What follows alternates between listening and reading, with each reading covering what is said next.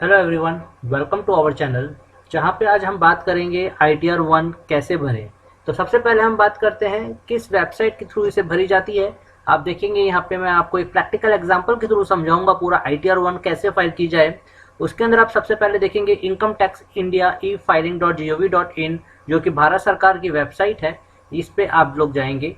यहाँ पे जाने के बाद रजिस्टर्ड यूजर्स लॉगिन हेयर के ऑप्शंस पे आप लोग जो अगर रजिस्टर्ड है तो आप लोगों के पास उसका यूजर आईडी पासवर्ड होगा। यूजर आईडी के लिए मैं आपको बता दूं कि आपका पैन नंबर ही आपका यूजर आईडी है और पासवर्ड आपने स्वतः ही उसमें डाल रखा होगा। अगर किसी का पासवर्ड किसी को नहीं पता है, किसी व्यक्ति को, तो उसे भी रीसेट करना बहुत ही आसान है। उसके लिए उनके पास आधार कार्ड होना आवश्यक है और वह आधार कार्ड उनके पैन कार्ड से लिंक होना आवश्यक है।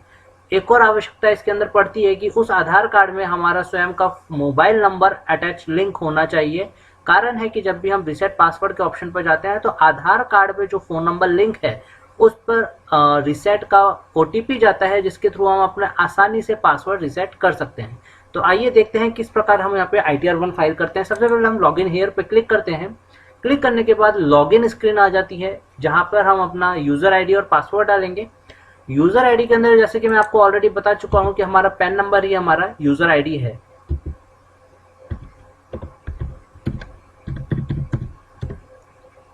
उसके बाद पासवर्ड डालते हैं।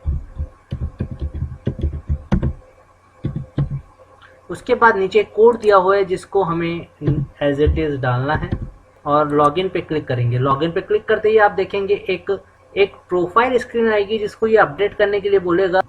आप अपनी पुरानी इन्फॉर्मेशन इसमें से चेक कर सकते हैं। अगर आपकी इन्फॉर्मेशन सही है तो आपको इसे अपडेट करने की आवश्यकता नहीं है, परंतु अगर इसमें कोई भी चेंज करना चाहते हैं तो आप उसे चेंज कर सकते हैं। यहाँ पे हमें कुछ भी चेंज नहीं करना है, इसलिए हम इसे स्किप का बटन दबाते हैं। स्किप दबाते ही हम अपने इनकम टैक्स ई-फाइलिंग पोर्टल के डैशबोर्ड पे आ जाते हैं। डैशबोर्ड पे आप देखेंगे हमारे पास दो ऑप्शंस ब्लिंक कर रहे हैं। एक है file of income tax returns and view return forms. View return forms के अंदर हमने आज तक प्रीवियसली जितने भी रिटर्न्स फाइल करी है उसका डेटा पूरा आ जाएगा, और filing of income tax return के अंदर हम अपनी करंट रिटर्न फाइल कर सकते हैं। हमने filing of income tax returns के ऊपर क्लिक करा है। यहाँ पे हम क्लिक करते ही हमारे पास रिटर्न फाइलिंग की स्क्रीन ओपन हो जाएगी, जहाँ पे हमारा पैन नंबर बोल रहा है। असेसमेंट ईयर हम यहाँ पे सेलेक्ट करेंगे 2020-21, ITR form number 1, filing type original या रिवाइज रिटर्न, और सबमिशन मोड हम लेते हैं यहाँ पे ऑनलाइन। यानी कि आज हम कुछ ही मिनटों के अंदर ऑनलाइन किस प्रकार आप अपने रिटर्न भर के खुद जमा करा सकते हैं उसके बारे में सीखेंगे। उसके बाद ये हमारा पिछली रिटर्न्स में से कुछ डेटा लेता है, जिसके अंदर बैंक अकाउंट डिटेल्स मैंडेटरी है। बैंक अकाउंट डिटेल्स के अंदर ये पूछता है कि आपको कौन से बैंक अकाउंट के अंदर अपना रिफंड चाहिए। जिस भी अकाउंट के अंदर आपको अपना रिफंड चाहिए उस पर आप राइट क्लिक करेंगे और उसे कंटिन्यू ऑप्शन पे क्लिक कर देंगे। कंटिन्यू ऑप्शन पे क्लिक करने के बाद ये प्रीफिल कंसेंट मांगता है। प्रीफिल कंसेंट मांगने का इसका कारण यह है कि ये पूछना चाहता है कि आपने अपने पिछली रिटर्न के अंदर जो भी डिटेल्स भरी है, जैसे कि पर्सनल डिटेल्स, इनकम की डिटेल्स, डिडक्शंस की डिटेल्स, बैंक्स की डिटेल्स या टैक्स डिटेल्स, हो सकता है बहुत सा डेटा हमारे इस साल भी सेम रहे, तो उस पर हम अग्री करते हैं तो हमारे लिए आधा फॉर्म तो खुद भरकर आ जाता है। जैसे कि मैंने यहाँ पे क्लिक करा और उसके बाद कंटिन्यू पे क्लिक करा है। आप देखेंगे जैसे ही हमारा ITR 1 का फॉर्म अब खुलेगा तो सबसे पहले जनरल इंस्ट्रक्शंस आते हैं, जिसको हम नेक्स्ट एरो मार्क पे करते हैं। अब आप देखिए यहाँ पे मेनली मैक्सिमम इंफॉर्मेशन भरी हुई है, जिसमें पैन नंबर, नाम, Aadhaar card, date of birth, email ID, phone number, address वगैरह सब भरा हुआ है। यहाँ पे जो चीज़ें नहीं भरी हुई है वो हम यहाँ पे भर देंगे।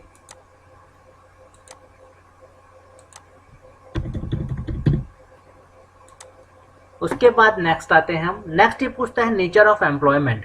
क्योंकि हम ITR 1 भर रहे हैं, ITR 1 किन किन लोगों के लिए भरना जरूरी है वह आप देखिए। सबसे पहले ये बताता है for individuals being a resident, जो कि भारत का नागरिक हो, having total income up to 50 lakh, जिसकी टोटल इनकम 50 लाख तक हो, हैविंग इनकम फ्रॉम सैलरीज, या तो उसकी इनकम नौकरी के द्वारा, यानी कि वो कहीं पे नौकरी करता हो जिसके द्वारा उसको सैलरी मिल रही है। दूसरा है वन हाउस प्रॉपर्टी, उसके पास एक हाउस प्रॉपर्टी होनी चाहिए, और अदर सोर्स के इनकम हो सकती है। साथ में अगर उसके पास एग्रीकल्चर इनकम है पहले, लेकिन इसमें लिमिट दी गई है, अगर किसी व्यक्ति के पास एग्रीकल्चर इनकम है तो वह इनकम उसकी मैक्सिमम 5000 हो सकती है। इसके अलावा एक कंडीशन और दी हुई है, not for an individual who is either director in a company or has invested in unlisted equity shares, यानी कि वह इंडिविजुअल इस ITR 1 का उपयोग नहीं कर सकता जो या तो किसी कंपनी में डायरेक्टर है या फिर उसने किसी अनलिस्टेड इक्विटी शेयर्स के अंदर इन्वेस्ट कर रहा हो। तो आइए अब आगे चलते हैं हम। एक बात और ध्यान देने वाली है कि यह ITR 1 फॉर्म पिछले फॉर्मों से अलग है, इसमें कुछ के साथ कुछ नई जानकारियां हमें देनी पड़ेगी, तो उसके बारे में भी हम इसमें सीखेंगे। सबसे पहले ये बात करते हैं nature of employment. Nature of employment के अंदर आपको सेलेक्ट करना है अगर आप सेंट्रल गवर्नमेंट एम्प्लॉय है तो, अगर आप स्टेट गवर्नमेंट एम्प्लॉय है तो, अगर आप पब्लिक सेक्टर अंडरटेकिंग है तो, या फिर आप पेंशनर है तो, या फिर अदर्स में वह व्यक्ति आते हैं जो प्राइवेट कंपनीज के अंदर काम करते हैं। और नॉट एप्लीकेबल उन व्यक्तियों के लिए जो नौकरी नहीं कर रहे हैं, जो सैलरीड नहीं है, कहीं से भी उन्हें सैलरी नहीं मिल रही है, यानी कि या तो उनके पास फैमिली पेंशन आ रही हो, या फिर केवल सिंगल मकान, एक मकान से उनकी रेंट की इनकम आ रही हो, या फिर केवल अदर सोर्सेज की इनकम हो, तब हम इस ऑप्शन को सेलेक्ट करते हैं। यहाँ पे हम यूज करते हैं अदर्स, यानी कि हम मान लेते हैं कि हम एक प्राइवेट कंपनी के एम्प्लॉय हैं।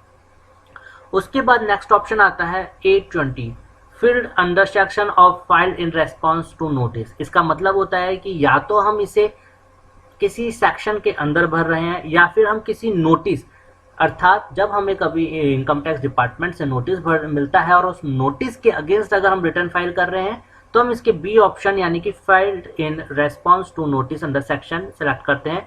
अदरवाइज हम फाइल्ड अंडर सेक्शन सेलेक्ट करते हैं। उसके बाद फाइल्ड अंडर सेक्शन कौन सा है, उसमें वो पूछा जाता है 1391 ऑन और बिफोर ड्यू डेट, यानी कि जब भी हम अपने ITR ड्यू डेट से पहले या ड्यू डेट पर भर देते हैं तो हम 1391 सेलेक्ट करते हैं। उसके बाद आता है 1394 बिलेटेड, यानी कि ड्यू डेट निकल जाने के बाद हम अगर ITR फाइल कर रहे हैं तो 1394 सेलेक्ट करेंगे।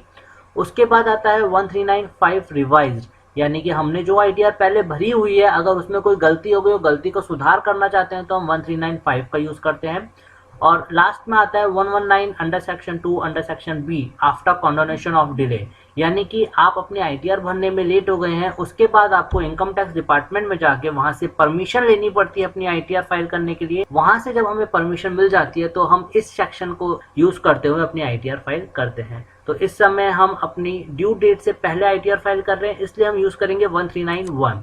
इसको सेलेक्ट करने के बाद ये नेक्स्ट पूछता है, are you filing return of income under 7th provision to section 1391 but otherwise not required to furnish return of income. तो हम हमेशा इसको सेलेक्ट करते हैं यस।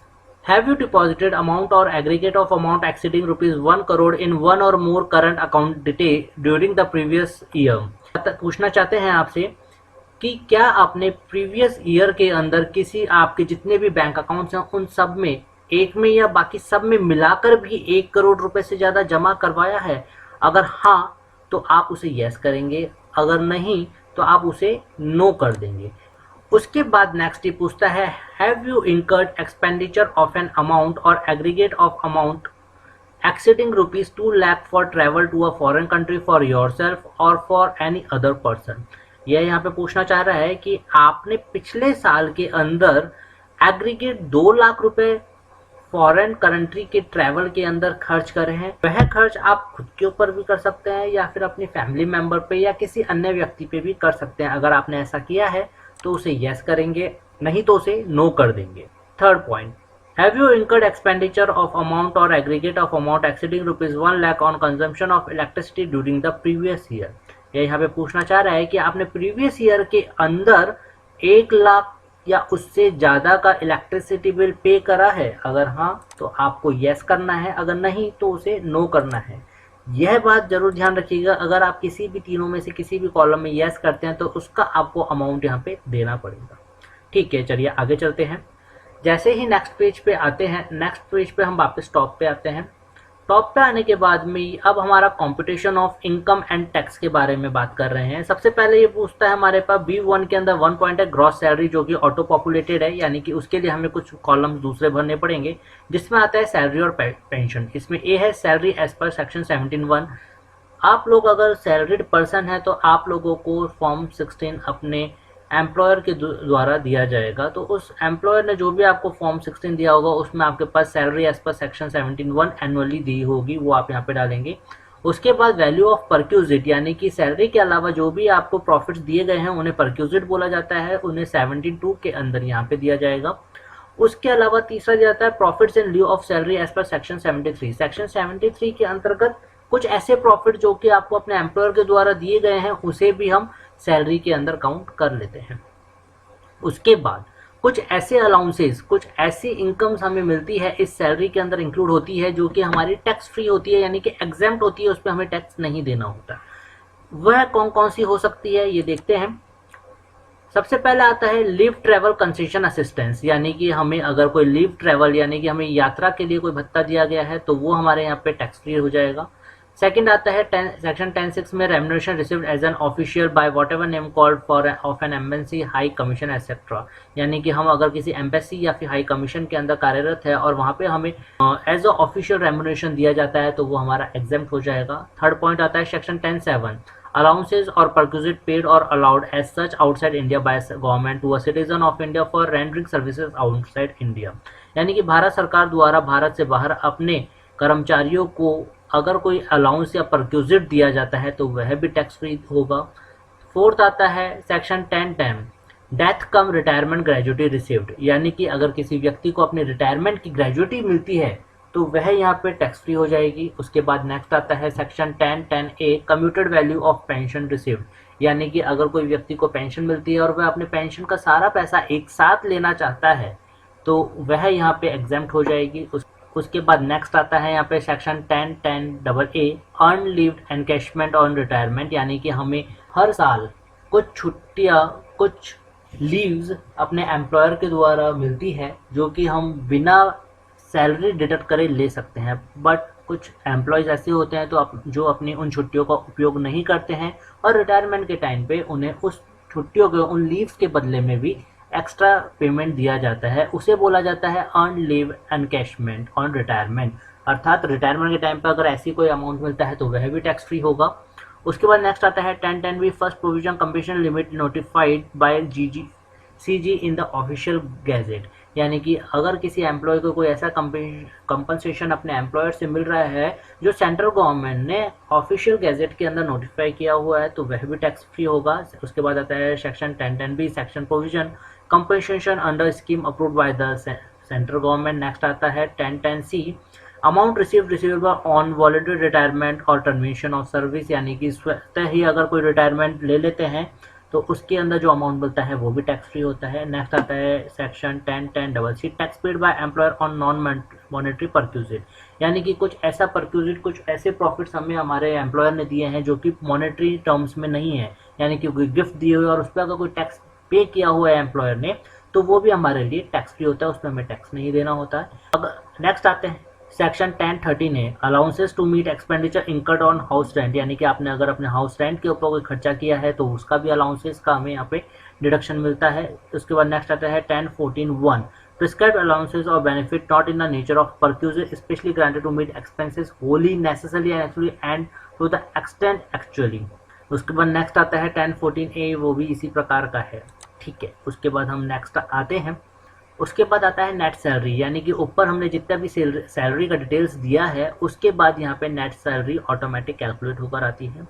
उसके बाद हमारे deduction under section 16 deduction, standard deduction, entertainment allowances, professional tax यहाँ पे आते हैं और यहाँ पे हमारी income chargeable under the head salary auto populated हो जाती है। नेक्स्ट आता है types of house property. Types of house property में हम बताते हैं कि हमारे यहाँ पे सबसे पहले हम देखते हैं ऑप्शंस के अंदर 3 ऑप्शंस आता है self occupied, let out, deemed let out. Self occupied का मतलब होता है अगर वो हाउस प्रॉपर्टी हम खुद के यूज़ में ले रहे हैं तो सेल्फ ऑक्यूपाइड ऑप्ट करेंगे। सेकंड, अगर हम लेट आउट प्रॉपर्टी है यानी कि हमने किराए पे दे रखी है तो उसे लेट आउट ऑप्ट करेंगे। और डीम्ड लेट आउट यानी कि अगर उस प्रॉपर्टी के अंदर हम खुद भी रह रहे हैं और हमने उसका कुछ पोर्शन किराए पे भी दे रखा है तो हम उसे डीम लेट आउट पे क्लिक करेंगे। जैसे ही हम यहाँ पे सेलेक्ट करते हैं तो सेल्फ ऑक्यूपाइड के केस के अंदर हम यहाँ पे रेंट की डिटेल्स नहीं ले सकते। रीजन बिंग सेल्फ ऑक्यूपाइड है तो हमने रेंट नहीं दिया होगा, उसमें हमारे पास रेंट रिसीव भी नहीं होगा। लेकिन उसमें हम देखेंगे 5वां point interest payable on borrowed capital, यानी कि जैसे मैंने बताया हाउसिंग लोन अगर हमने ले रखा है तो उस पर जितना भी हम इंटरेस्ट पे कर रहे हैं साल भर में वो हम यहाँ पे शो करते हैं। उसके बाद 6 पॉइंट है arrear unrealised rent receive during the year less 30%, यानी कि हमारे पास कोई पिछले सालों का कोई ऐसा रेंट है या फिर एरियर है जो कि अब रिसीव हुआ है तो वो भी हम यहाँ पे टैक्सेबल करते हैं। इस तरीके से हमारे पास income chargeable under the head salaries आ जाता है। नेक्स्ट आता है income from other sources. Income from other sources के अंदर बहुत ही चुनिंदा सी इनकम्स आती है, जैसे कि इंटरेस्ट ऑन सेविंग अकाउंट, हमें सेविंग बैंक अकाउंट के अंदर साल भर में जो भी ब्याज मिलता है वो यहाँ पे दिखाते हैं। नेक्स्ट आता है इंटरेस्ट फ्रॉम डिपॉजिट, यानी कि हम जितनी भी बैंक्स के अंदर पोस्ट ऑफिस में कोऑपरेटिव सोसाइटीज़ के अंदर डिपॉजिट्स करवाते हैं जिसमें एफडी आरडी एवं अन्य तरीके की आती है जिस पर हमें ब्याज मिलता है वो हम यहाँ पे दिखाते हैं। नेक्स्ट आता है interest from income tax received, यानी कि हमें लास्ट ईयर जो इनकम टैक्स रिसीव्ड हुआ होगा इनकम टैक्स का रिफंड उसके ऊपर कुछ ब्याज भी दिया जाता है तो वह ब्याज की रकम हम यहाँ पे एज ए इनकम दिखाएंगे। नेक्स्ट आता है फैमिली पेंशन, यानी कि हमें अगर अपने एम्प्लॉयर से या फिर गवर्नमेंट से कोई फैमिली पेंशन रिसीव होती है तो वो भी हम यहाँ पे दिखाएंगे। और इसके अलावा कोई अन्य अदर इनकम साथ में हमें अदर सोर्स, यानी कि कहीं से ब्रोकरेज मिल जाता है, कहीं से कमीशन मिल जाता है, ट्यूशन पढ़ाने से पैसा मिल जाता है तो वो एनी अदर सोर्स में चला जाएगा। उसके बाद नेक्स्ट आता है डिडक्शंस। डिडक्शंस के अंदर हम देखते हैं हमारे पास 80C, 80CCC, 80CCD1, 80CCD1B, 80CCD2, 80D, 80DD, 80DDB, 80E, 80EE, 80EE, यानी कि जितने भी हमारे पास डिडक्शंस एप्लीकेबल होते हैं वो सभी आ जाते हैं। लेकिन यहाँ पे इस फॉर्म में इस साल एक बात ध्यान देने योग्य है, अक्सर हम हमारे फाइनेंशियल ईयर जो अप्रैल से मार्च चलता है उसके अंदर जितना भी इन्वेस्टमेंट करते हैं उसका डिडक्शन हमें यहाँ पे दिया जाता है। लेकिन ड्यू टू कोविड-19 इस बार अप्रैल 2020 से जून 2020 तक का जो इन्वेस्टमेंट हम करेंगे उसका भी डिडक्शन हमें यहाँ पे मिल जाएगा। लेकिन वो इन्वेस्टमेंट की डिटेल जो होगी कि हमने अप्रैल 2030 से जून 2030 तक की होगी उसकी अलग से रिपोर्टिंग देनी पड़ेगी। उसकी अलग से रिपोर्टिंग देने के लिए हम ऊपर देखते हैं हमारे पास शेड्यूल 80D, 80G, 80GGA ये दे रखे हैं जिसके अंदर हमें इनकी डिटेल्स देनी होगी। तो अभी हम आगे चलते हैं, आगे बात करते हैं। यहाँ पे हमारे पास सभी डिडक्शंस आ जाएंगे। उसके बाद आता है एग्जेम्प्टेड इनकम। एग्जेम्प्टेड इनकम यानी कि हमारे पास कोई ऐसी इनकम जनरेट हुई हो जो कि एग्जेम्प्ट नेचर की है तो वो यहाँ पे बतानी पड़ेगी, जिसका लिए हमने पहले भी स्टार्टिंग में बात करी थी कि एग्रीकल्चर इनकम अगर वो साल भर में 5,000 रुपए से कम है तो उसको हम यहाँ पे दिखाएंगे। और बहुत सी ऐसी इनकम यहाँ पे दी हुई है जो कि हमारे लिए एग्जेम्प्ट इनकम में काउंट होती है, जो कि as per nature as per category हम यहाँ पे सेलेक्ट करके उसके लिए एग्जेम्पशन क्लेम कर सकते हैं। उसके बाद नेक्स्ट आता है पार्ट एक computation of tax payable. Computation of tax payable में हमारे करने लायक कुछ भी नहीं है, बिकॉज यहाँ पे हमने जितनी भी इनकम रिपोर्ट करी है उस पर सिस्टम ऑटोमेटिक टैक्स कैलकुलेट करता है। नेक्स्ट एक जो ध्यान देने वाली बात है relief under section 89। Relief under section 89 क्या होता है, जब भी हमें कोई पुराने सालों का एरियर अपने एम्प्लॉयर से मिलता है तो उसके लिए हम एक रिलीफ मिलती है गवर्नमेंट के थ्रू, इनकम टैक्स डिपार्टमेंट के थ्रू। लेकिन उस रिलीफ को लेने के लिए हमें एक फॉर्म 10A भी भरना आवश्यक होता है। उसके लिए हम बात अपने नेक्स्ट वीडियो में करेंगे। उसके बाद नेक्स्ट इसमें इंटरेस्ट आता है। Interest under 234A, B, C, 234F। यह इंटरेस्ट कौन से होते हैं? यह इंटरेस्ट वो होते हैं जब हम अपनी ड्यू डेट निकल जाने के बाद ITR फाइल करते हैं तो उस पर हमारे जितना भी टैक्स बनता है उस पर इंटरेस्ट कैलकुलेट होकर यहाँ पे ऑटो कैलकुलेट हो जाता है।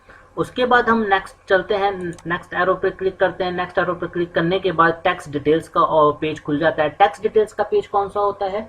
हमारा साल भर के अंदर जितना भी TDS या TCS कटा हुआ है वह यहाँ पे शो होता है। TDS में सबसे पहले ऑप्शन आता है TDS 1 detail of tax deducted at source from salary, यानी कि हम जब जहाँ पे सैलरी करते हैं वहाँ पे एम्प्लॉयर ने हमारा जितना भी टैक्स डिडक्ट करा है वो यहाँ पे ऑटो पॉपुलेट हो जाएगा। सेकंड आता है TDS2, details of tax deducted at source from income other than salary, यानी कि सैलरी के अलावा हमें जितने भी इनकम्स रिसीव होती है उस पर अगर कहीं पे TDS कटा हुआ है तो उसकी डिटेल्स यहाँ पे ऑटो पॉपुलेट हो जाती है। सैलरी के अलावा और कौन सी इनकम्स होती है जो यहाँ पे ऑटो पॉपुलेट, जिस पे हमारा TDS कटता है, तो हम देखते हैं बैंक से हमें FDs के ऊपर इंटरेस्ट मिलता है, उसके अलावा हम कुछ कमीशन या कभी किसी कंपनी से हम अदर कुछ वर्क करके कमीशन या ब्रोकरेज लेते हैं, उस पर वो लोग TDS काटते हैं, तो वो सब यहाँ पे TDS ऑटो पॉपुलेट हो जाता है। नेक्स्ट TDS3 आता है, details of tax deducted at source as per form 16(6) furnished by the payers, यानी कि जब भी हम अपना कोई घर, हाउस, प्रॉपर्टी रेंट पे देते हैं T9 को, और T9 जब हमें रेंट पे करता है तो वो उस पर, अगर उस पर एप्लीकेबल है तो वो भी हम पे TDS डिडक्ट करता है और उस TDS की डिटेल्स यहाँ पे ऑटो पॉपुलेटेड आ जाती है। उसके बाद फोर्थ पॉइंट आता है, such schedule TCS, details of tax collected at source, यानी कि कहीं से अगर हमें TCS कटा है हमारा तो उसकी डिटेल यहाँ पे ऑटो पॉपुलेट होगी।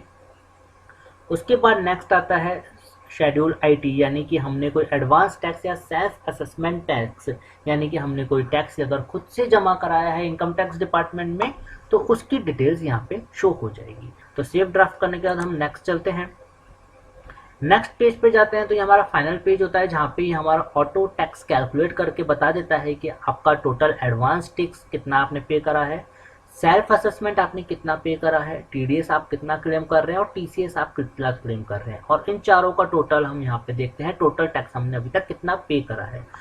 उसके बाद हमारा जो टैक्स बन रहा था और हमने जो पे कर दिया है उसका जो भी डिफरेंस होगा, अगर हमें रिफंड लेना है, हमने ज़्यादा पे कर दिया है तो रिफंड कॉलम में रिफ्लेक्ट करेगा, और अगर हमने कम पे कराया है तो अमाउंट पेबल कॉलम में रिफ्लेक्ट करेगा। नेक्स्ट आता है पार्टी अदर इन्फॉर्मेशन, जिसके अंदर हमारी बैंकिंग डिटेल्स आती है। आप देखेंगे हमने रिटर्न फॉर्म खोलने से पहले जब बैंकिंग डिटेल्स पे क्लिक करा था तो वह ऑटो पॉपुलेट यहाँ पे हो चुकी है, और यहाँ पे एक एरो की भी आ रहा है जो बता रहा है कि अगर हमारा कोई रिफंड बनता है तो वो इसी अकाउंट के अंदर क्रेडिट होगा। उसके बाद हमें हमारी बेसिक डिटेल डालनी होती है, हमारा नाम, फादर्स नेम। उसके बाद हम यहाँ पे एक डिक्लेरेशन देते हैं जिसके अंदर हम सेल्फ कैपेसिटी के अंदर रिटर्न फाइल कर रहे हैं यह बताते हैं। उसके बाद हम हमारी प्लेस यहाँ पे फाइल करते हैं कि हम इस प्लेस पे है। नेक्स्ट उसके बाद ये please select the verification option पूछता है, जिसके अंदर ये बोलता है कि क्या आप अपने आधार से लिंक होने के कारण इसे वेरीफाई आधार OTP से कराना चाहते हैं। सेकंड ऑप्शन आता है कि अभी आप वेरीफाई नहीं करवाना चाहते, इसे विद इन 120 डेज वेरीफाई करवाएंगे। और थर्ड ऑप्शन आता है कि आप इसे ITR के एक्नॉलेजमेंट को सिग्नेचर करके दिए गए पते पे विद इन 120 डेज पोस्ट कर देंगे। लेकिन यहीं पे हमारी ITR फिनिश नहीं होती है, कारण है कि हमारे कुछ शेड्यूल्स रह गए हैं।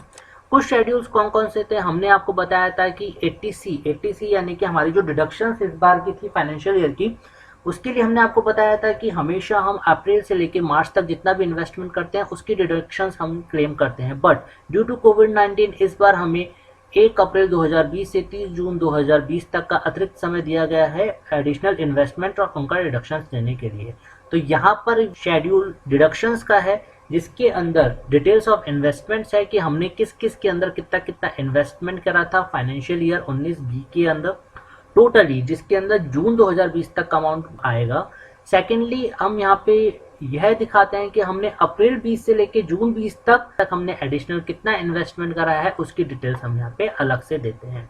वह देने के बाद नेक्स्ट शेड्यूल खोलते हैं। नेक्स्ट शेड्यूल आता है सेक्शन 80D। सेक्शन 80D के अंदर हम अपना मेडिक्लेम, मेडिकल संबंधी जितने भी हमारे खर्चे होते हैं, हेल्थ इंश्योरेंस, हेल्थ चेकअप, उन सभी की डिटेल्स यहाँ पे देते हैं। तो उसके अंदर हम बाकी की डिटेल्स पढ़कर जो भी हमारे ऊपर एप्लीकेबल होती है उसके अकॉर्डिंगली हम इसको फिल कर देते हैं। उसके बाद हम नेक्स्ट शेड्यूल पे आते हैं। नेक्स्ट शेड्यूल होता है हमारा डोनेशंस का, यानी कि हम कुछ तरीके की डोनेशंस देते हैं जिसके ऊपर हमें 100% डिडक्शन भी मिलता है और 50% भी। तो इनमें से जो भी सेक्शन हमारे दी हुई डोनेशंस पे एप्लीकेबल होता है वह हम यहाँ पे डिटेल्स डालते हैं। इसके बाद हम नेक्स्ट ऑप्शन पे क्लिक करते हैं। नेक्स्ट ऑप्शन पे जाते ही हमारे पास आता है शेड्यूल 80GGA। 80GGA होता है details of donation for scientific research और रूरल डेवलपमेंट, यानी कि हमने अगर किसी ऐसे संस्था को डोनेशन दिया है जो साइंटिफिक रिसर्च और रूरल डेवलपमेंट में इन्वॉल्व है तो उसके लिए हम यहाँ पे डिटेल डालेंगे। उसके बाद ये सारे कार्य करने के बाद हम इसको सेव कर देंगे। सेव करने के बाद में प्रीव्यू और सबमिट बटन पे हम क्लिक करेंगे। क्लिक करते ही हमारे पास एक डायलॉग बॉक्स ओपन होगा जहाँ पे ये पूछता है कि आपने जितनी भी डिटेल्स भरी है, दी है, वह सभी आप वेरीफाई कीजिए कि वह वैलिड होनी चाहिए। अगर आप सही हैं, आपको लगता है कि आपने सभी डिटेल्स वैलिडली दी है, तो ओके क्लिक करना है सबमिशन के लिए। और अगर आपको लगता है कि इसमें कुछ चेंजेस करने हैं, तो हम कैंसिल पे क्लिक करके वापस से रिटर्न फॉर्म पे आ जाएंगे। हम यहाँ पे ओके पे क्लिक करते हैं। ओके पे क्लिक करते ही हम देखेंगे हमारे पास अपने फॉर्म का एक प्रीव्यू आ जाएगा। अब हम पूरी तरीके से चेक कर सकते हैं कि हमने जितनी भी डिटेल्स दी है वह सभी सही होनी चाहिए। हमारी पर्सनल डिटेल्स, हमारी इनकम से रिलेटेड डिटेल्स, हमारी अदर डिक्लेरेशंस जितनी भी इन्होंने हमसे पूछी है वह सभी हमने सही दी हो। उसको देने के बाद में हम यहाँ पे फाइनली पूछ के बाद में लास्ट का ऑप्शन आता है सबमिट। सबमिट पे क्लिक करते ही हमारी रिटर्न फाइल हो जाएगी, सबमिट हो जाएगी। और इसी प्रकार अब कुछ ही मिनटों के अंदर बिना किसी की सहायता से अपने ITR 1 आसानी से फाइल कर सकते हैं। और अगर आप लोगों को यह वीडियो अच्छा लगा हो तो प्लीज़ हमारे चैनल को सब्सक्राइब एंड लाइक कीजिए। Thank you very much.